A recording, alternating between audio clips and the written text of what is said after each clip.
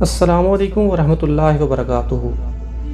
ناظرین، ہم اپنی زندگی میں نہ جانتے ہوئے یا معمولی خیال کرتے ہوئے بہت سے ایسے گناہ کر جاتے ہیں اسلام میں جن کی بہت سخت سزا ہے، مثلا جھوٹ، چوری، شراب نوشی، وعدہ خلافی اور بہتان بازی وغیرہ۔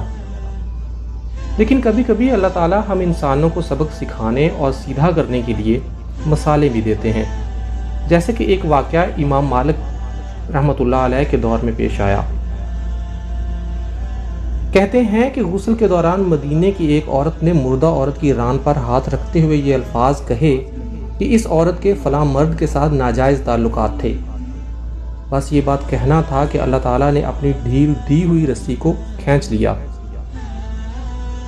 اس عورت کا انتقال مدینے کی ایک بستی میں ہوا تھا، اور غسل کے دوران جو ہی غسل دینے والی عورت نے یہ الفاظ کہے تو اس کا ہاتھ میت کی ران کے ساتھ چپک گیا۔ ہاتھ کی چپک کی قوت اس قدر زیادہ تھی کہ وہ عورت اپنا ہاتھ کھینچتی تو میت گھسیٹتی تھی، مگر ہاتھ نہ چھوٹتا تھا۔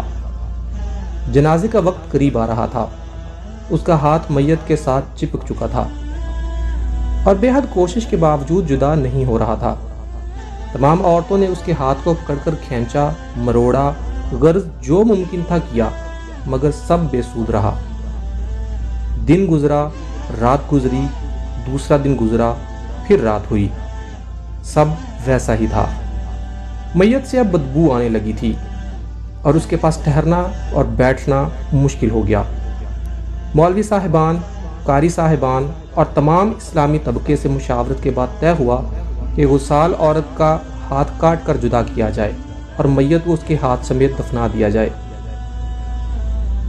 مگر اس فیصلے کو غسال عورت اور اس کے خاندان نے یہ کہہ کر رد کر دیا کہ ہم اپنے خاندان کی عورت کو معذور نہیں کر سکتے، لہٰذا ہمیں یہ فیصلہ قبول نہیں۔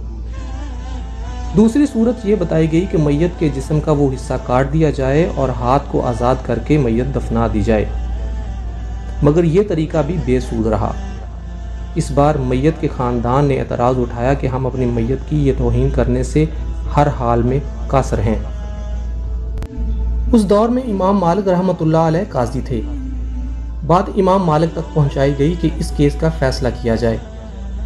امام مالک اس گھر پہنچے اور صورتحال بھانپ کر غسال عورت سے سوال کیا، اے عورت، کیا تم نے غسل کے دوران اس میت کے بارے میں کوئی بات کہی تھی؟ غسال عورت نے سارا قصہ امام مالک کو سنایا اور بتایا کہ اس نے غسل کے دوران باقی عورتوں کو کہا کہ اس عورت کے فلاں مرد کے ساتھ ناجائز تعلقات تھے۔ امام مالک نے سوال کیا، کیا تمہارے پاس اس الزام کو ثابت کرنے کے لیے گواہ موجود ہیں؟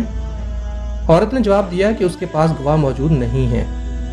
امام مالک نے پھر پوچھا، کیا اس عورت نے اپنی زندگی میں تم سے اس بات کا تذکرہ کیا؟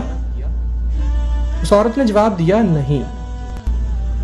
امام مالک نے فوری حکم صادر کیا کہ اس غسال عورت نے چونکہ میت پر تہمت لگائی ہے، لہٰذا اس کو حد مقررہ کے مطابق 80 کوڑے لگائے جائیں۔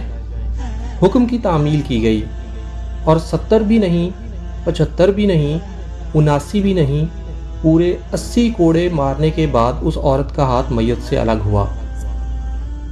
آج ہم تہمت لگاتے وقت ذرا بھی نہیں سوچتے۔